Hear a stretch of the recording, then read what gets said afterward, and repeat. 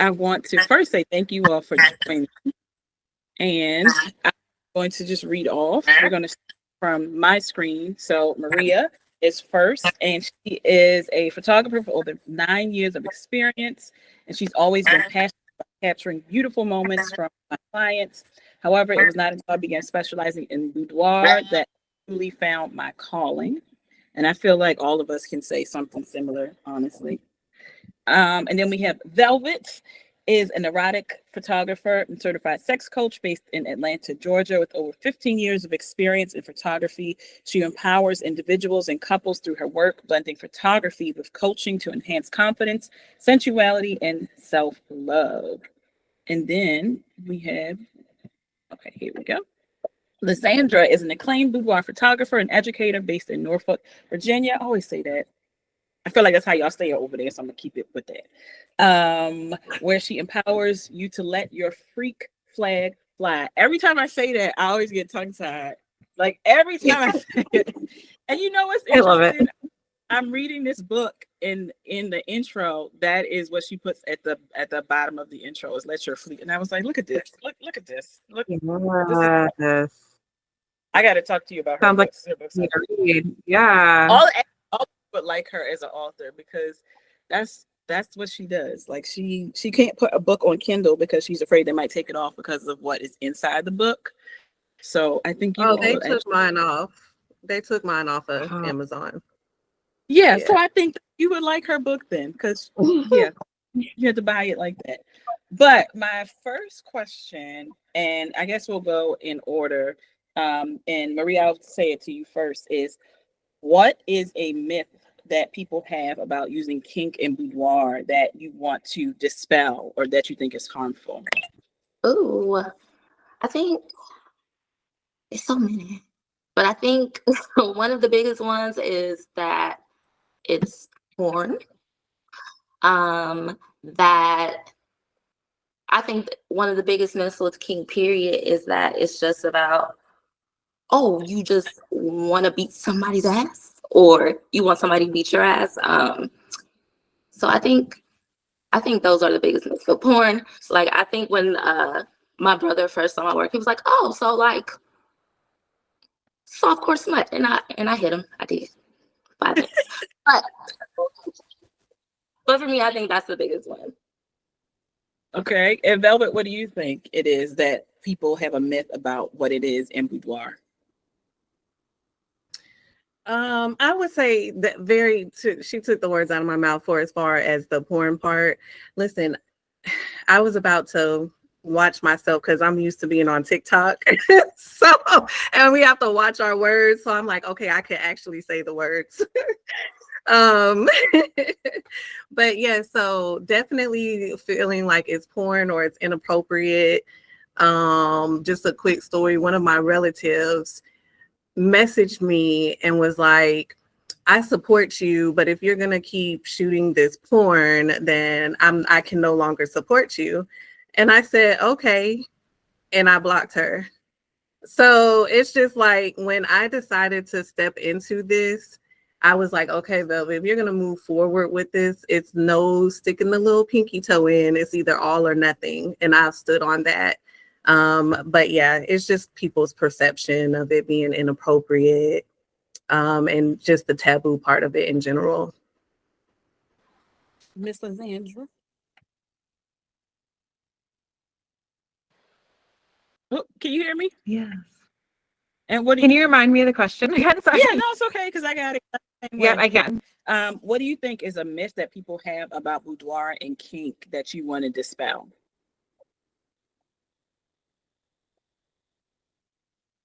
I think when it comes to boudoir and kink, we have an idea of what kink is in our minds.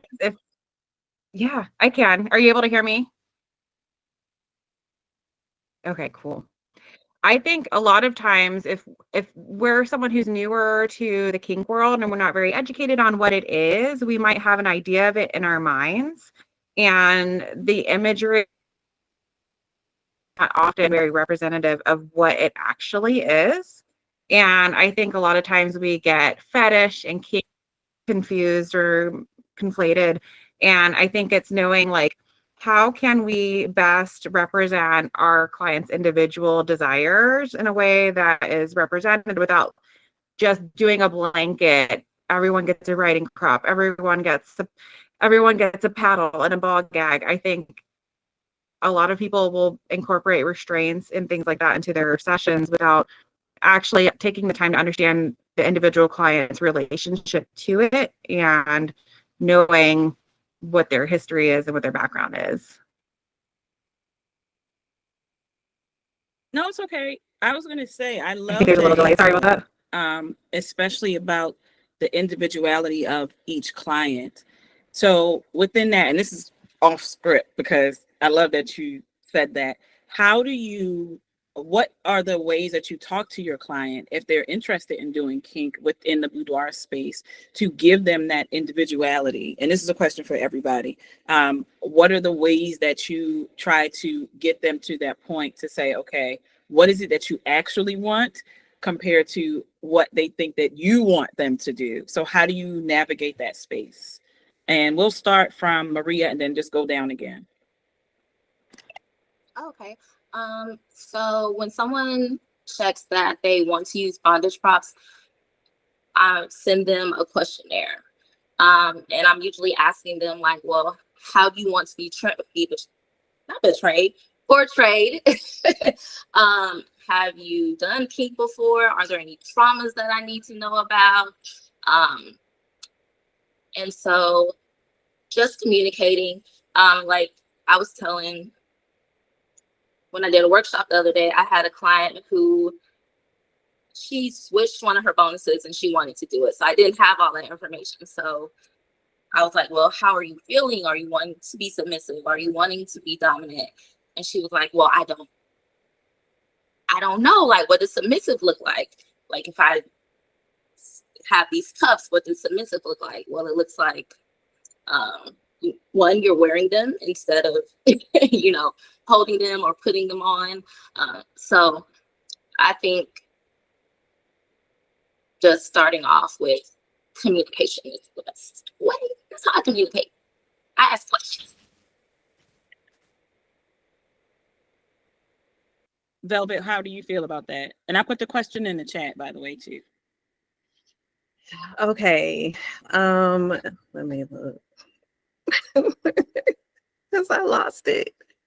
It's okay. You asked us how we talk to our clients about it.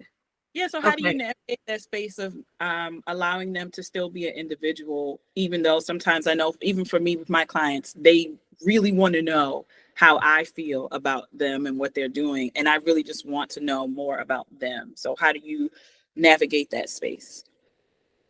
For me, it's a little bit easier because my bigger genre is erotic. And so it's a thin line between boudoir and erotic. And a lot of times I actually pull boudoir images out of my erotic content because most people come to me for the erotic side. However, when I do have boudoir customers, I think where, the difference is more of the body confidence, the body positivity. And so in conversations that I have, they ask, well, what should I wear? And, are you going to help me pose and stuff like that? And so when they ask me what should they wear, I say it ranges anywhere from like you having a robe, t-shirt and boy shorts, lingerie, or nothing. It could be what you feel comfortable in. And I think also because what makes me slightly different is I do shoot in their homes. I don't have a studio that I shoot in. And so being that we're in their homes as they feel more comfortable, then we can also get into those types of things.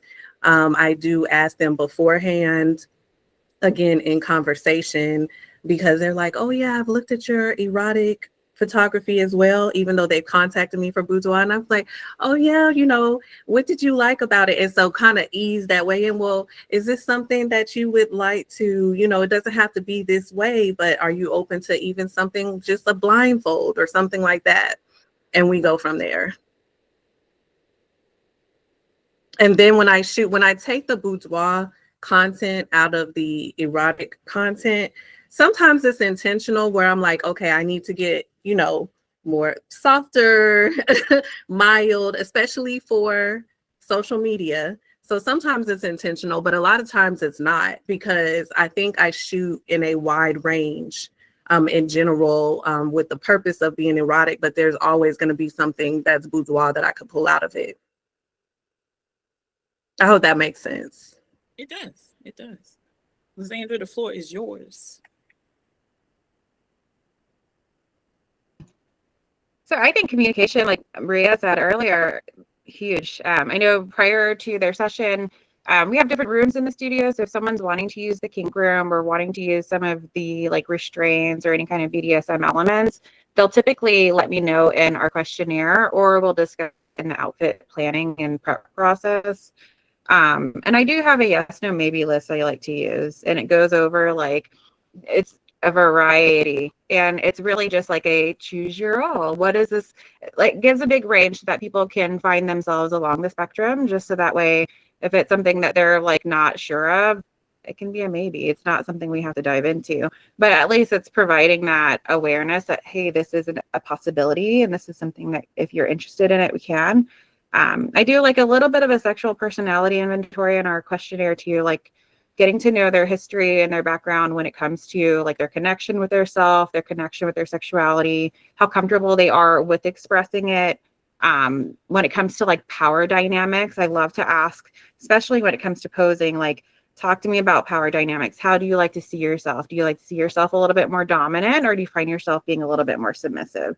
And from there, when I'm shooting, like if I have a client that's more dominant, I'm going to be talking to them and shooting up at them in different ways. I'm going to be posing them in ways that make them feel very powerful. And so it's making sure that I am allowing the energy to shift while giving them lead and giving them more creative direction, giving them more like access to power, I guess, during the session, more and just, I don't know how to describe it, but it is creating an environment where I am leading with what I know that comes natural to them. So I find like with outfits, that can be very helpful in knowing like where someone falls along the spectrum. Clients bring in different props or different things. We have stuff at the studio. If I find they're looking through the closet and they're picking things up like, ooh, I like this, then I love to ask more questions. And I think I will say a lot of my clients are like repeats at this point. So we're very comfortable. We have a lot of like community events. We talk about these things very openly. And so from that, I get a very good understanding of who they are like prior to the session. But throughout the shoot, I am like prior to planning, incorporating into the process of like outfit selection, things like that. How can we infuse like your sexual personality into each facet of your session? So like the outfits and props and the shoes, like things that we wear that are going to elevate us. Like, how can we incorporate all of these things so that when you're physically embodying that space, it's not even a question that you feel how you feel, because it comes through so much more naturally. I feel like all of your answers were pretty much the same, of that communication being a major factor in how you navigate the space, especially if you have clients who maybe are new to this. I mean, I think it's the same across boudoir, but I feel like it takes a little bit more nuance and in-depth conversations when you are doing that erotica or kink. My next question would be, let's say there's a photographer who's interested in trying to get into this space. What are some of the things, that you think they need to think about first? This is going to be a two-part question, but I'm just going to say first, what are the things you think they need to think about before? Look, girl, I'm fitting like me in the kink space right now. What are the things you think Velvet Ops is like, girl? What are some things that you think they need to think about before they get into that space? And Maria, you already know you first, girl. Okay. So educating themselves is the biggest one. I think everyone sees like the Honey Burdette stuff, and everyone goes and grabs it, and then everyone's spamming everyone in groups like, okay, spam me with poses, but you don't understand like the significance of these things that you're using. And when you don't understand it, how are you going to explain it to a vanilla client who doesn't understand it? So educating yourself, whether it's books, whether it's taking a workshop, whether it's watching the documentaries, there are good ones, whether it's exploring your own kinks, like education is the biggest thing. And I forgot the other part of the question. What was the other part? That's the first part. We just gonna go Oh, with that. okay. Yeah. I have a second part. I might forget it before we even get to Lysandra, but that's my first part. Okay, is it my turn? Okay. I would say along the same lines, if you can, I would say immerse yourself within the kink community. And even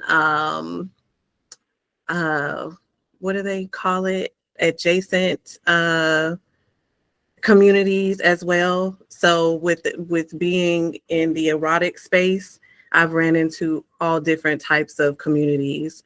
And so that includes kink, that includes poly, and so when you start working with those people, having those conversations, learning from them, going to their events, being a part of their community, joining their groups and stuff like that.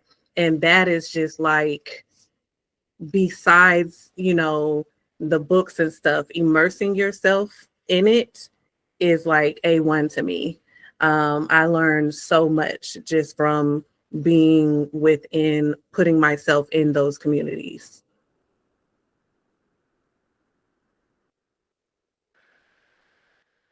Lysandra, I think for me, yeah, I think knowing your boundaries is a big one. Like knowing what you individually are okay with and what you're comfortable with, because I think a lot of times we have the idea that we need to be able to shoot everything and serve our clients. But if something doesn't align with us, it doesn't. And it doesn't mean we need to betray our own boundaries in order to take on this work. I I love. agree. That's true. Yeah, I agree with that. Yeah, I really love that. And y'all can unmute and talk because this is a conversation. That's a huge one. I think as a lot of people don't realize, especially I realize this when we're working with people who are new to the space, they don't automatically understand that, especially for me, since I work with Black women, like, yeah, you can say no. Like you really can say this doesn't make me feel comfortable. I don't want to do this. And it's not bad. Like it's not bad. It's okay to say I don't feel comfortable. And as a professional, it's up to me to just immediately stop. Yeah. And I think that's something that a lot of our clients, women in general, will definitely have a power struggle within themselves to get to that point. So Yeah, giving consent yeah, with I that think as well. Yeah. so that actually, I was going to ask the second part to that question, but within that consent and the boundary space, if there's someone that's coming to you and they want to do this, but they're not exactly sure where to start as a client, what are the first things that you would guide them to do and to help them to do? Let's say if they have no idea what they want to do, because I know a lot of times we have women who are going through transition or people who are going through major transitions and they are just like, let me give you the money and I just want to go all out. I don't care. What would be for you if this is something that is new to a client? How would you set them up for success in that space to get them to that point where that bravery, that courage comes in?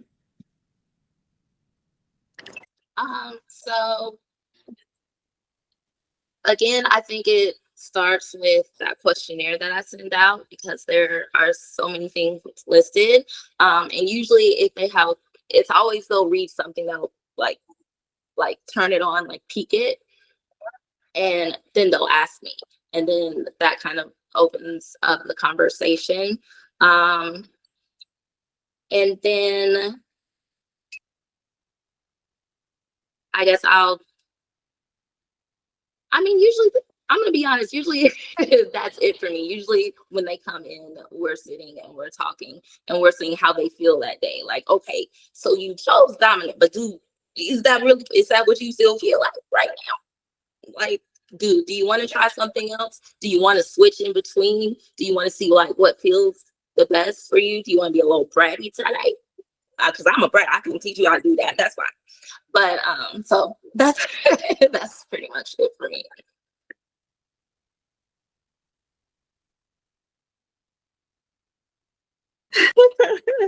Yeah, similar to Maria, I would say definitely it's just still in the communication, in the present moment. Sometimes, and like just kind of trying to gauge to see where their head is at, especially if it's before the shoot. Then I also use my my tools that I have within sex education, and that also includes a questionnaire. One of the things that I have transitioned to, or in the process of, is incorporating my boudoir within my sex coach education side.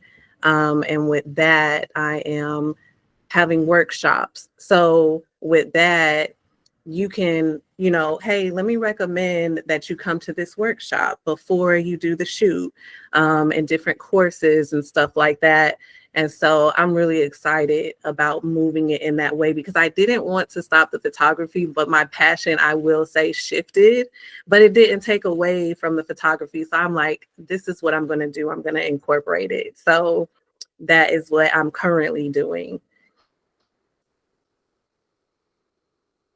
I think for me, for clients that are like in the space where they're not sure, I feel like the studio is like a sensual playground to find out. It's like fuck around and find out.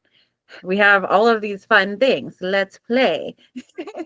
So I think being able to create like a very sensory and tactile environment for them has been big. Like I like that everything is very like plush and soft. Or I'm a big leather queen. I love leather. That is my love. So I always encourage clients, like when we're posing, like I have a leather bullwhip. It's mine that I like to just like crack for like stress relief.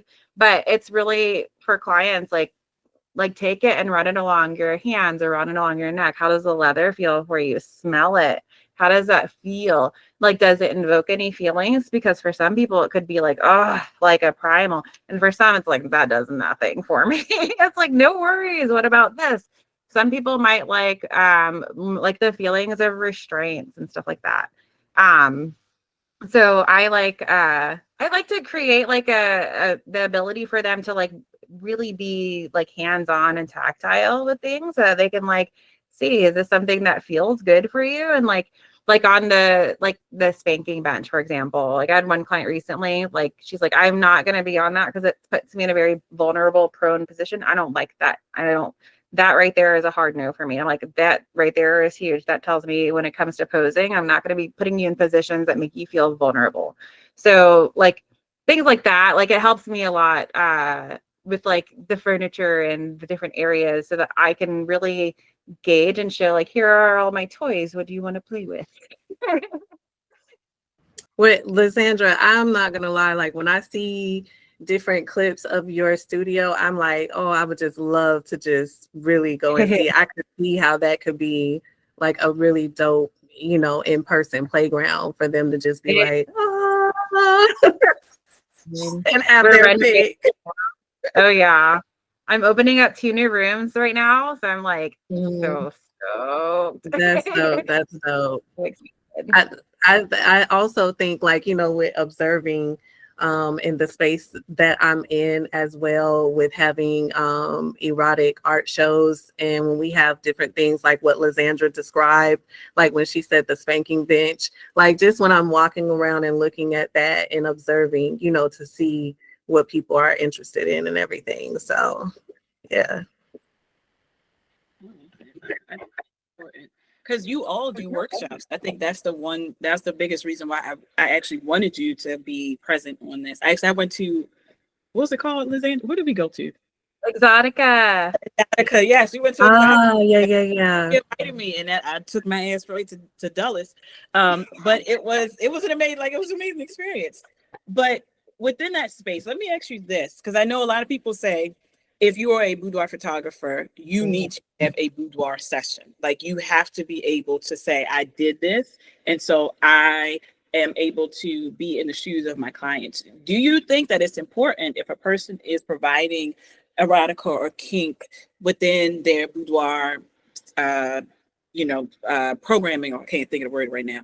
Do you think it's important for them to have done a kink inspired or a kink type of session themselves?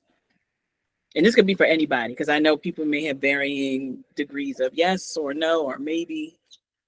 Yeah, I promise you that I was going to say that and I lost it. A lot of times I'm going to say this and it goes right out of my head. Because one of the things that I was going to say too, going back to, with helping the clients feel comfortable is, practicing what I preach. And sometimes I do tell my story, or I show them my image. I get in front of the camera.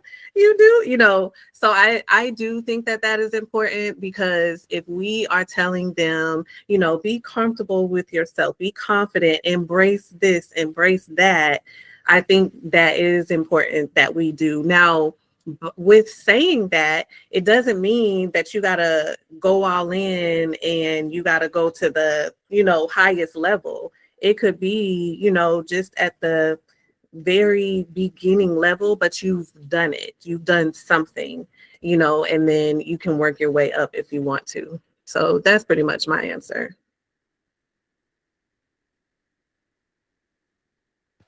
I think for me, I'm very much like you have to know what the experience is like if you're going to offer it, just because it is so uniquely vulnerable and intimate, and it requires you to think about so many things that as a photographer you're considering stuff from one perspective than a client would. And there's like I don't think about it until I'm prepping for my own sessions, just how much work goes into it.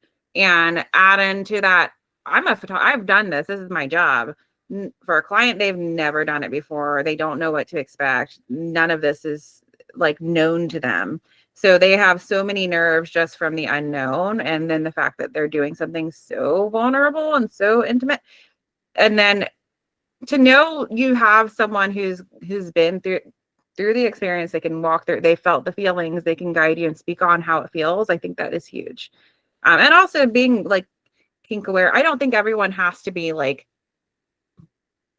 the world's next Miss Dominatrix, but I think if you're going to offer to this community, it is important. Like I think you should be authentic to yourself. If it is something that is authentic to you and is an important part of your sexuality, absolutely you should express it. You should shoot it. You should share it. That is something that you love. You should own that shit. If it's something that you're just doing for clients because it's what they want to do, I would question, like, how much are you putting you into your work? Because your clients are going to choose you for you. And if you're putting shit out there that is not authentic to you, but you're just doing it because it sells and because X, Y, and Z other photographers doing it, then it's really not for you. You're doing it to appease someone else. Then I just feel like whenever we're shooting for other people, that's a quick way to burn out. Like that's never a great way to run your creative business.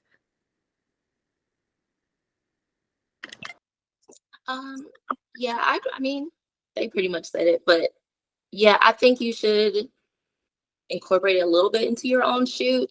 And that's a great way to express your boundaries, like to know, like, well, that's not gonna work for me, but I'm not opposed to doing it for someone else. And I've done a little stuff in my shoot, so try it out. Definitely. So if someone wanted to, and let me say this, if you would like to ask a question, you can put it into the messaging, or there's the option to go to the Q&A. And if you want to ask it in an anonymous fashion, you can do so. They have a little button there. So if you are like, I want to be brave, but I'm not that brave, you can do it that way. Go ahead. Oh, I thought you had a question. Do you have questions of each other before I get into? Go ahead. Not a question per se, but I was gonna say too, Maria, I think too, like going back to kind of immersing yourself in the kink community, it helps with vulnerability, trust. And I think that that will show through you to where it also makes it easier to work with your clients, because it definitely takes that trust, that vulnerability, and empowerment. So I just wanted to add that into there. No, definitely. I've taken classes with 3 different DOMs. I've worked with some subs before. I'm a little tanky myself, so so I agree. Immersing yourself in it is really important too. I love that. It's so important, especially when we went to the program. I can't remember the name again, but I was speaking to Sir Marvelous. I think he's in it now, and we had a conversation about Black women and the I kink. love him. I love him too. He's his suits be on point. But we had a conversation about like Black women in the kink space, and he was saying more Black women should be in kink as doms. And I said, I think that's true. I think that's true. Definitely. I said, Definitely. I think that's true. We can elaborate on that. Go ahead. I'm gonna just mute myself. Oh no, I love that. I personally identify as a femdom, and I feel so. That's my place of power. Yeah, I 100% agree. Tapping into that strength, we are so fucking powerful, and to be able to express it and to be able to just own it and embody it, and yeah, it is amazing. I think that our sexual energy expands so much beyond what men could even see or realize, not to take away from them, but it's so much. And while I agree with more women should be in the dom space, I prefer to be submissive. But there's power in that too, because I'm considered a bratty sub. And so, with that, there's intentional, with being a brat and getting what I actually want. So that's the type of sub that I consider myself. But I do agree that more women should be in the dom space. I can be a switch. But at the end of the day, I do prefer sub. And that just blew my mind because we went to a whole new level, but it's fine. Sorry.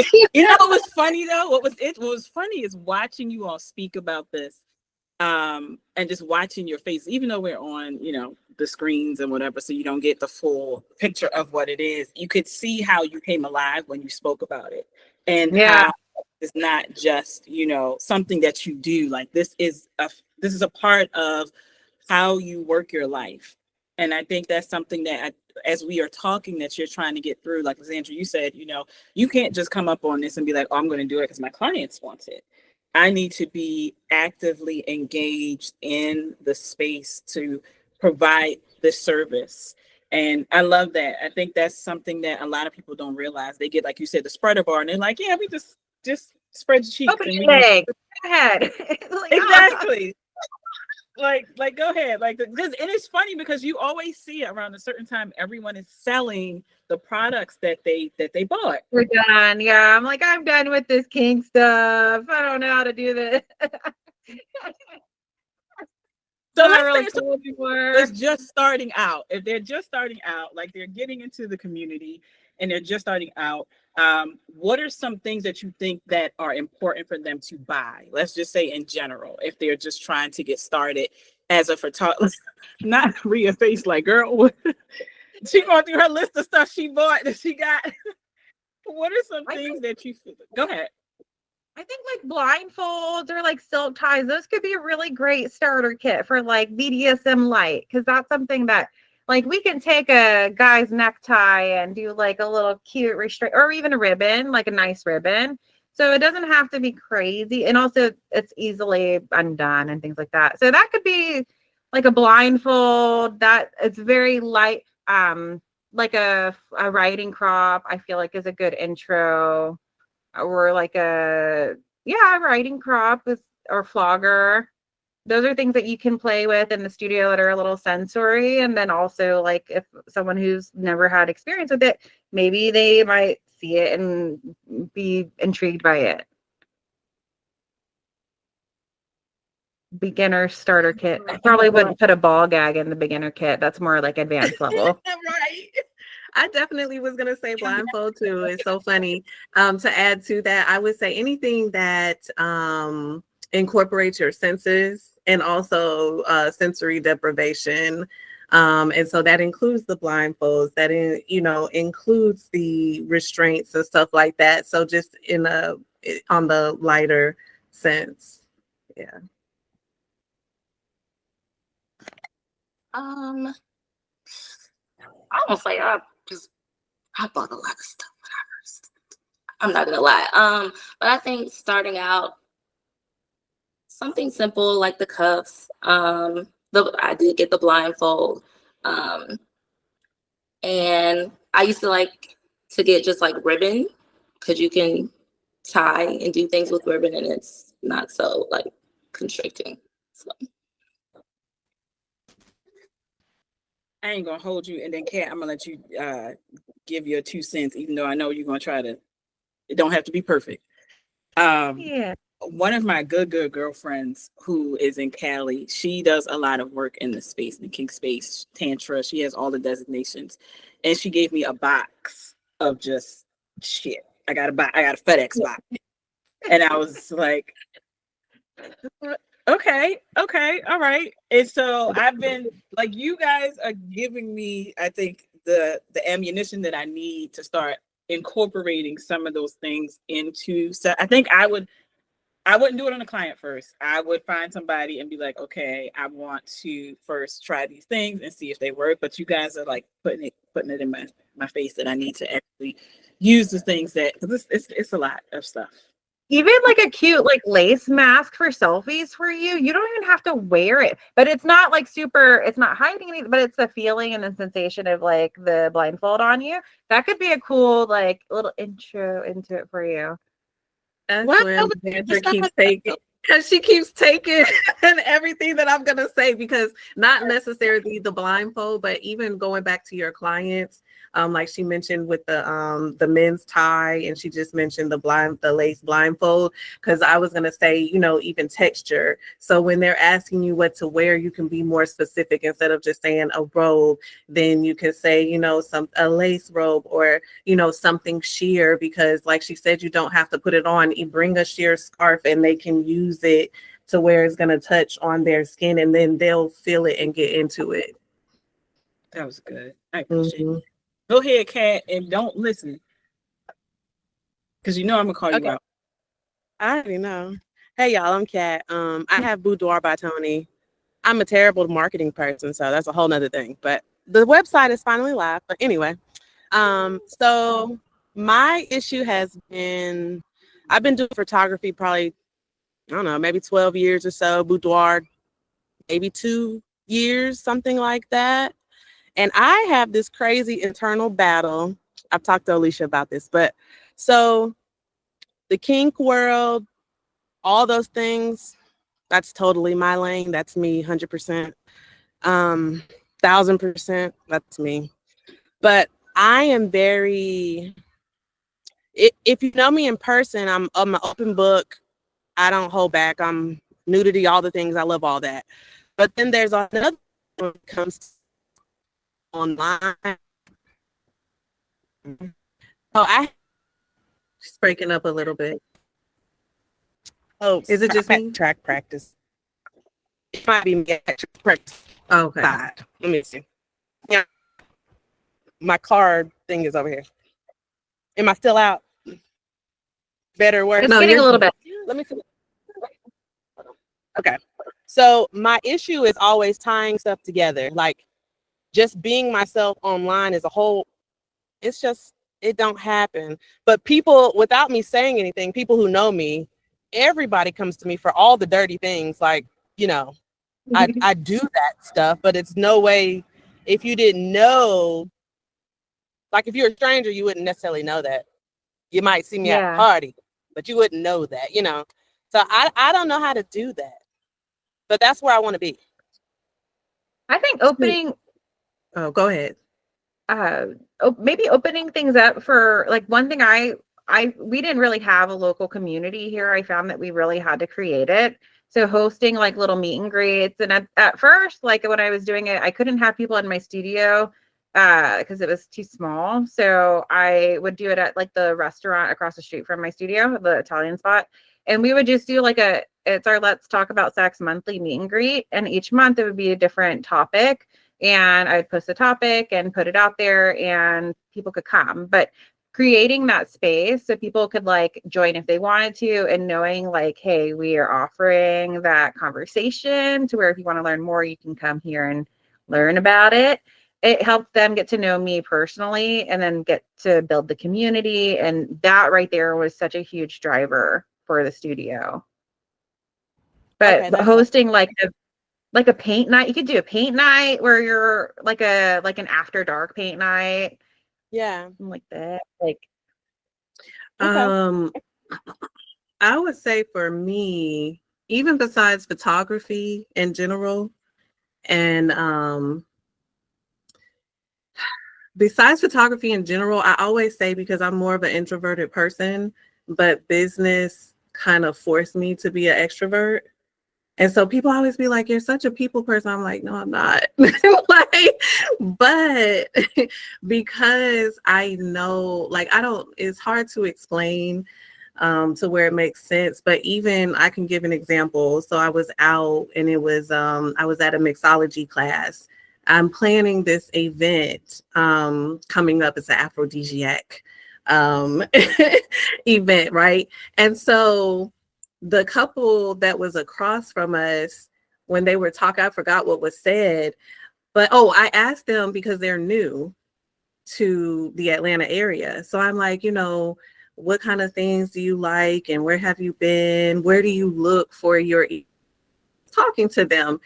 And so I was like, well, I have something interesting coming up that you might be interested. So just really trying to be intentional about starting those conversations. And, some people would be like, you're always plugging yourself. I have to. And so with that, just, you can be comfortable in something that you're talking about and having those conversations by being intentional and initiating. I know it's, it can be hard for some people because it was for me, it didn't come easy, but slowly, it just is natural. Okay. That's I don't helpful. know if that helps. I'm an extrovert. I'm totally an extrovert. Yeah. And even like with boudoir pictures, I like to push the line, but I don't even know how to make someone, I'm always worried about someone being uncomfortable, that people be like, hey, I'll take this off. I'll do this. I'll do whatever. And I'm like, oh, but I don't know how to be like, do it, because I'm so worried about like the line of, are you good? You still, you straight? So I'm working on it. I also feel like I have that struggle too. Like I always worry about making them. I never want my clients to feel like sexualized or weird or like they're in a pose that is super. But literally, I'm an erotica photographer, so like, make that make sense. So, but I think that by guiding them, like how do you asking them like, what is your comfort level when it comes to nudity? That helps me a lot because I know like if someone wants to get like, are you, or even asking, are you okay with topless or bottomless? Asking specifically, a bottomless image is a whole different vibe than a topless image. So like, that's a different kind of like, are you comfortable with full nude? Like that helps me a lot when knowing like, I find outfit planning helps me immensely when gauging clients' comfort because I can tell if they're comfortable revealing certain things, if they want to stay a little bit more hidden, like if they're going to gravitate towards something more strappy or something a little bit more lacy. It helps me a lot with like sort of knowing like what is their mental space for the session and like what kind of things are they wanting to capture or highlight. Okay. Thank you. Yeah. Okay, can y'all hear Alicia? You okay? My computer did some random shit and my screen just stopped working. So I'm on my phone. So forgive me for that. Does anybody else have a question? Okay, I just wanted to make sure because that was really weird. Like I was hoping y'all wasn't seeing me because I was like, okay, I have no idea what's happening right now. Thank you, Kat, for that question. I think that's important is if you are trying to get out, especially I know how Instagram can be about all the things, but especially women's bodies and how they navigate what is and what isn't supposed to be shown. And we know from, I know Lysandra, your account was taken down. I think Velvet, you also had issues with your account being taken down. So like how do you 7 times? Yeah. So how do you navigate that if someone is trying to just get themselves started and letting people know outside of, we of course have our websites, please have a website, but of course we have our websites. How else can you go about just getting that space where you can go on social media and advertise? Or what are some things that you do to try to go around that so you don't get your shit taken down? I think I'm more annoyed. It's not even with the rules. It's the fact that I see people with way worse content. And it's like, if you're going to implement these rules, be fair across the board at least. And at least, like, I'll be fine with that. But when I see people and it's like way worse, that like really gets me. However, to answer your question, is that of course you should build your email lists, build, have a newsletter. When I'm getting in the practice of when I post my content, I'm blogging more. And so with that, it's like to see more of this, go here.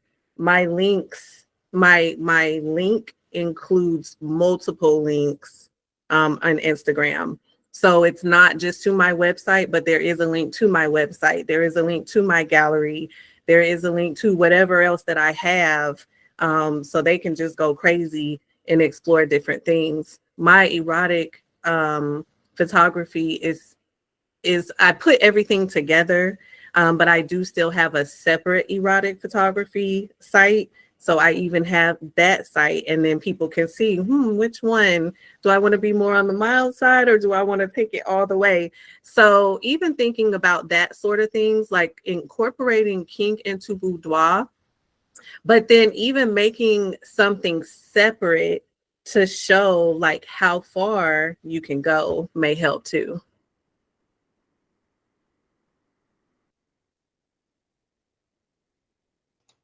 Yeah, I think the website and blog have been biggest things for me. I did have some erotica galleries. I've pretty much taken them a lot of them down though. A lot of my stuff does get flagged on Google, and I was having issues with running ads. So we had to create like a separate PG website. It's not fun, but it has created an issue where clients are asking like, do you even shoot nudes? And like, I do, I swear.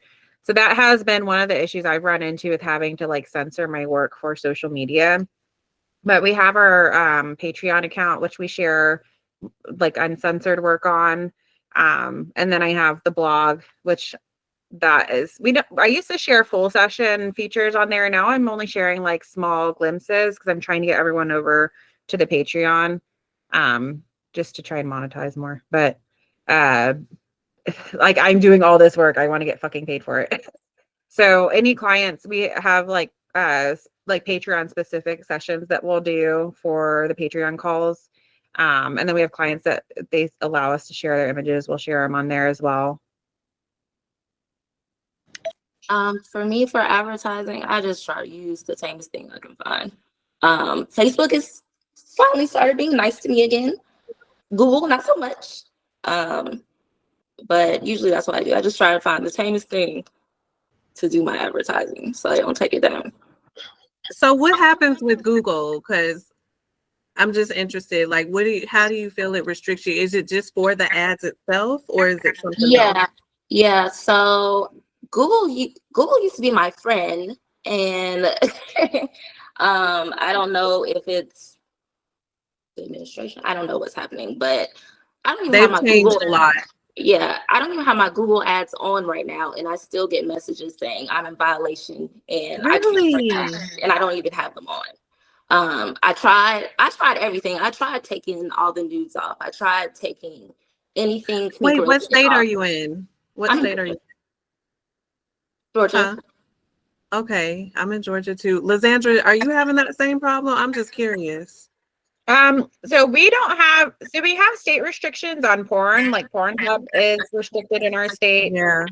I'm in Virginia, but my state hasn't restricted my content or on the website. However, Google has flagged me for a high risk website and for adults. Really? I did Dang. I did have a sex toy shop for a little bit, and I think linking that to the sorry, the business is what really did it for me. That's what really got me flagged. No, don't say that. That's one place that I have not been flagged. That was the first thing that got me flagged on Shopify, which then triggered a flag on Facebook. So because I had Wait, it you tied put your stuff on Shopify? so yeah, my shop was set up on Shopify. Yeah. Oh. Which was fine. Like they didn't have an issue with it. They allow you to do adult products. But when I was doing the Metapixel and everything, having the pixel tied to the intimate shop was an issue because it sold adult content. And then that flagged my whole Facebook everything. And so it just So that like, makes, that makes Yeah. me think, because I don't run ads through Google. My main website is through PhotoBiz. I don't know if y'all are familiar with it.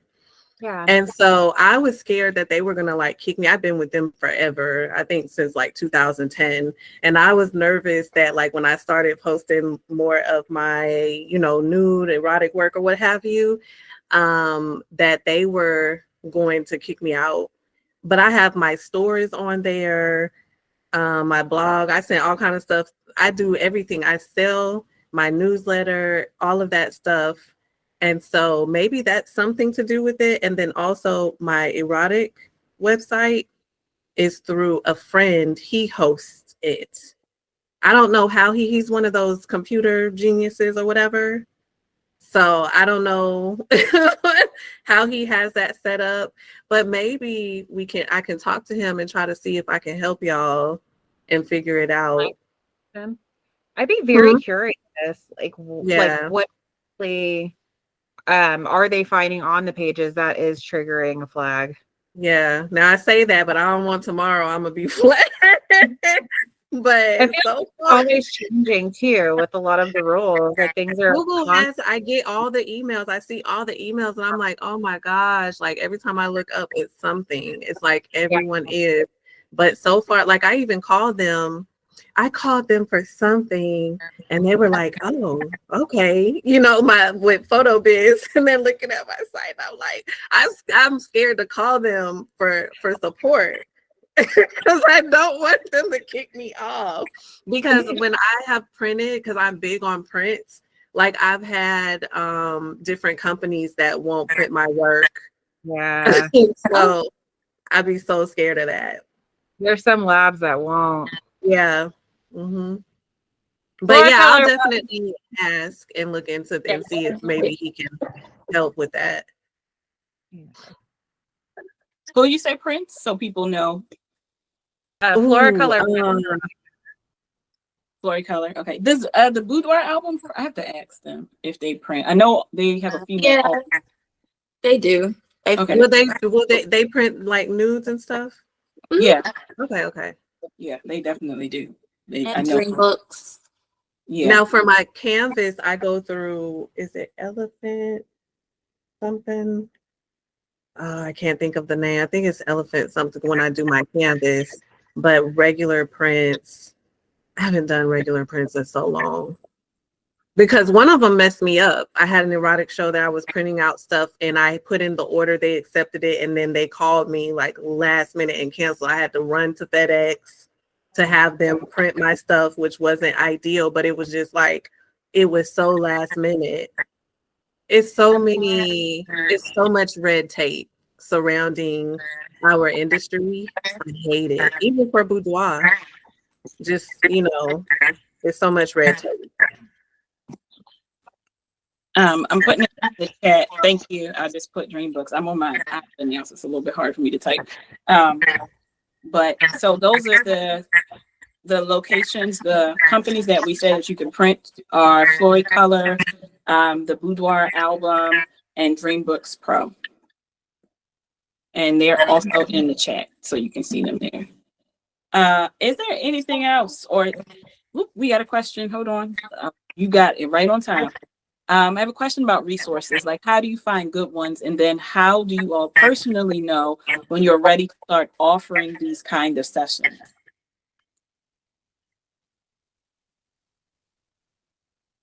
So when you ask about resources, what do you like? What do you have questions about in general? Sorry, I was trying to find my mouse to unmute. Well, when I first jumped on the call, you guys were talking about like different trainings, workshops and things like that, different communities that you were involved in. How did you go about finding those when you were brand new? Because full disclosure, I'm like very, very vanilla, but am really intrigued by this. But also to your point earlier, I didn't want to just go buy a bunch of toys and be like, hey, this is what I do now. So I want to make sure that I am educated, fully educated before I even start to offer these sessions. So how did you all approach the education side of learning about these sessions? I would say for a large part, a lot of the education you'll find in the kink community is going to be community driven. There are like things online that are resources, but your local community will most likely have munches, and those are like individualized meetups. Like it's like craft meetups, but for kinky people. Like you get together and it's focused around different things. Like there's like a rope munch for people interested in shibari. Everyone gets together and they do education. They'll sometimes have like a speaker come in and teach. And a lot of times these are people that the community will vet.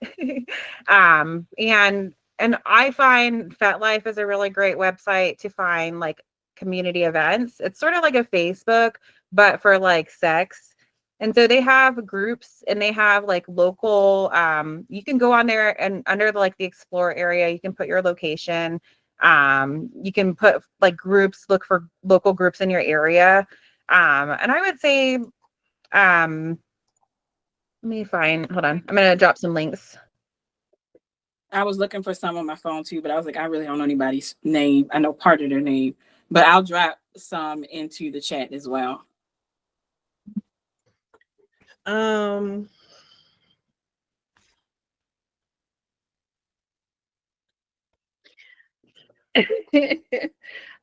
would hate this. Well, I would say like I am the events.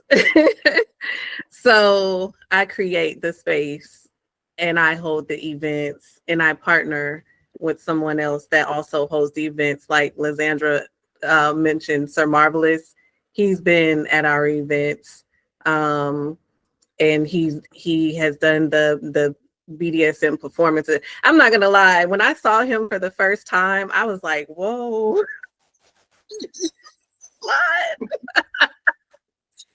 But it's such a great experience. So I'm not like trying to plug myself, but literally I hold the space for the events. And I think that is definitely good to go to. I'm also creating a resource list because the people that I talk to about sex education, they're like, well, we don't have Black people in BDSM. Yes, we do. And it just made me want to create a resource list. So it's going to have books, it's going to have sex toys companies, and then also people to follow so that they can see that kink content. I'm on your website right now. Looking at your different experiences that you had. So after you started your training, like how long would you say that it took you all to go from like your initial training to being like, okay, I'm ready to shoot this? I don't know if I've ever really had formal training because I've always just been this way.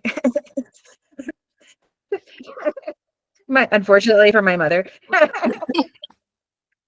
but I think what area are you located, by the way, Latasha?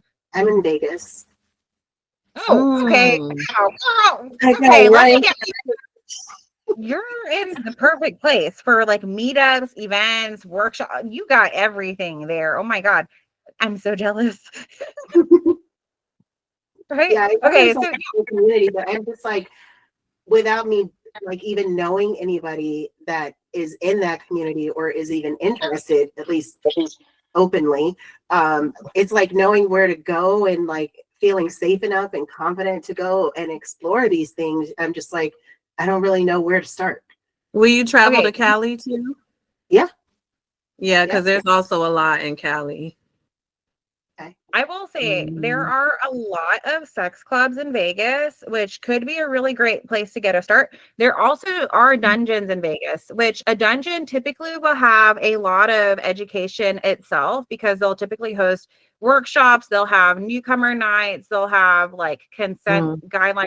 Most dungeons require anyone that's joining or attending to take like a class on like consent and basics and safety and stuff like that. So they definitely have some dungeons in Vegas. So if you're wanting to learn more, yeah, you don't have to do any, literally, I say go. And even if you're going to like a sex club, you can literally just watch. You don't have to do anything. That's the funnest part, just people watching, like just go and watch. But I would also to ask your clients, like, hey, put a call out. Like, would anyone like to host me? Like, I'm interested in learning more about kink or BDSM. Are you a part of the community? And would you like to bring me along to one of your group nights? I'm just wanting to educate myself more, not necessarily participate, but I want to know more about the community.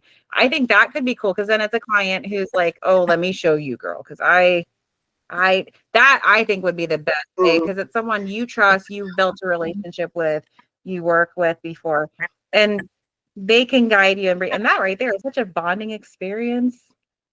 So much fun. My first rope jam I went to, I Quiet went and with Kept check Eventbrite. Oh, no, sorry. go ahead.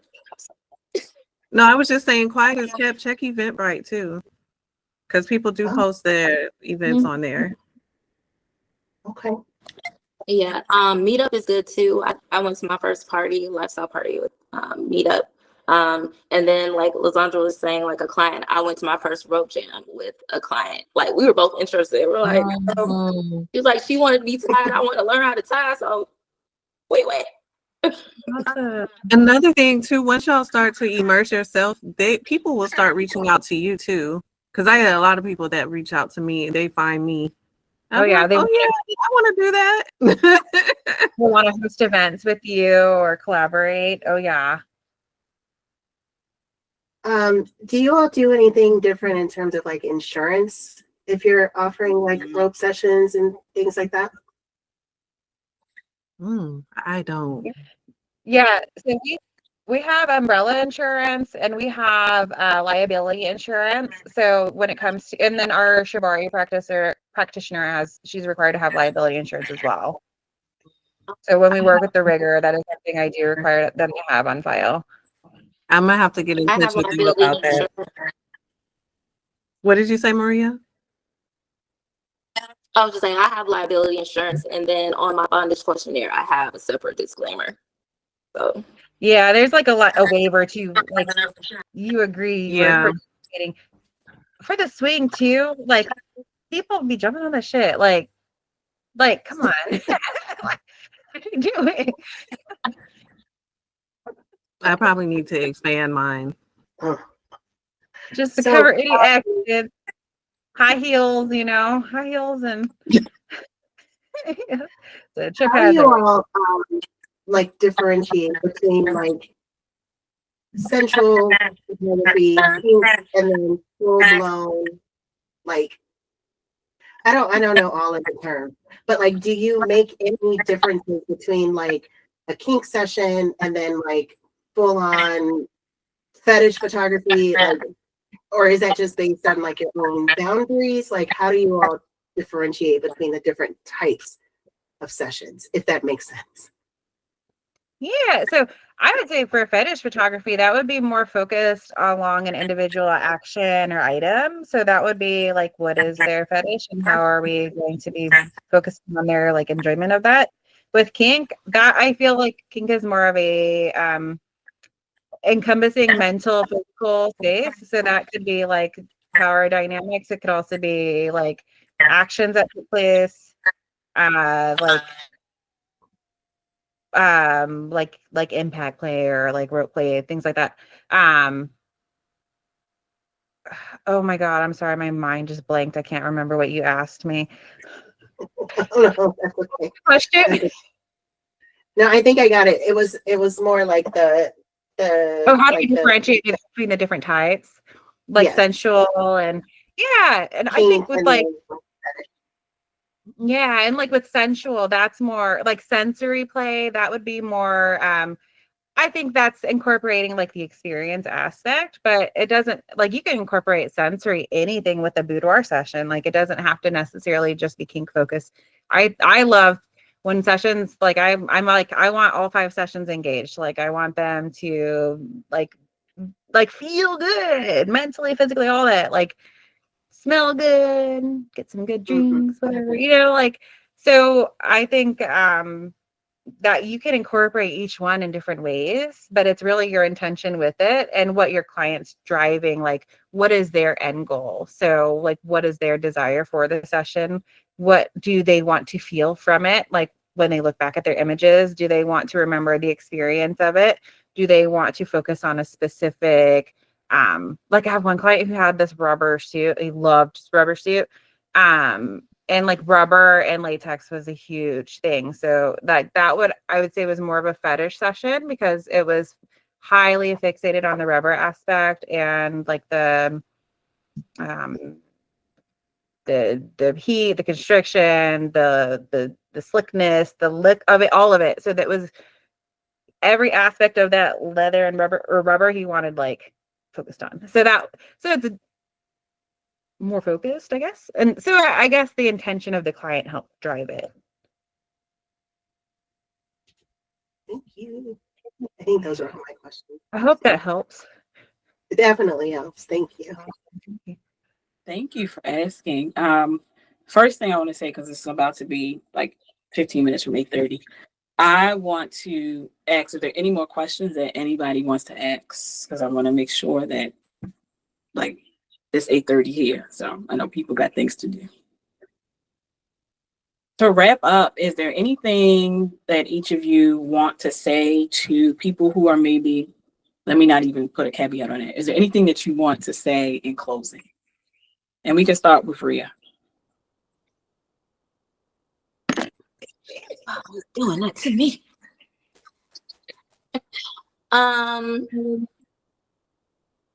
In closing, I guess I just want to say,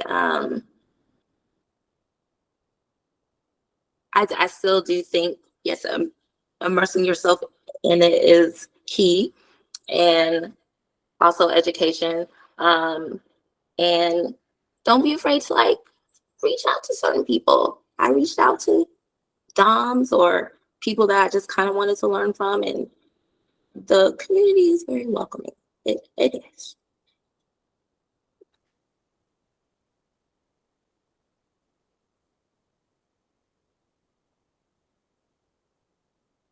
Sorry. I was all into it. I would say, I don't know. I don't have a closing, except like, we're a community. That's what Alicia preaches. So if you guys have any questions, I'm open outside of this. I really liked, even though I was nervous, still am, I really like this. And I don't know about you, Lizandra and Maria, but sometimes I feel by myself in the industry like I have my own lane, but I still want to, interact with others that do the same thing. And so, but I do feel kind of like alienated sometimes. So I do like this, and I just hope that we can stay in touch more after this. And like I said, anybody that has any questions, feel free to reach out to me. So thanks for having me and thinking about me too, Alicia.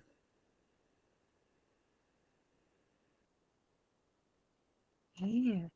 I think in closing for me, like if you're interested and this is something, I mean, like first off, thank you for being here, because the fact that you're here and like educating yourself, you're doing the work right here. So I think that's awesome, and like pat yourself on the back. But I think getting involved and like opening your mind up to these ideas is amazing. You're just broadening your spectrum for your clients and the service you're able to provide them. I think being able to like even if you're in this place of expanding and learning, it's a spectrum. Like everything is a spectrum, and you can take what you like and you can leave what you don't.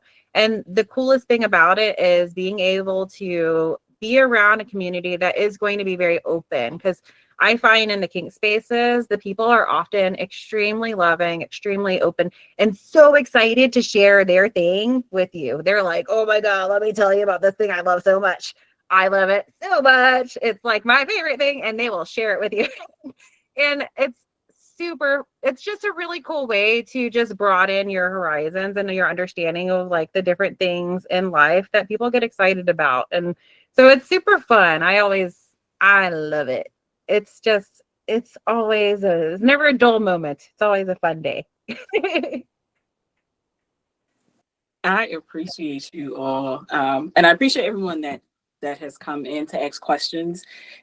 Because I do think that sometimes we see things in vacuums instead of, like you said, being a part of the broader boudoir space. Because it is, for some people, stepping their toe into something that they would like to, but just giving them permission, which is the same thing that we do for our clients, giving them permission to let your freak flag fly. But my brain was like, is your mouth working with the words just saying? Yes, I think I got it right the first time.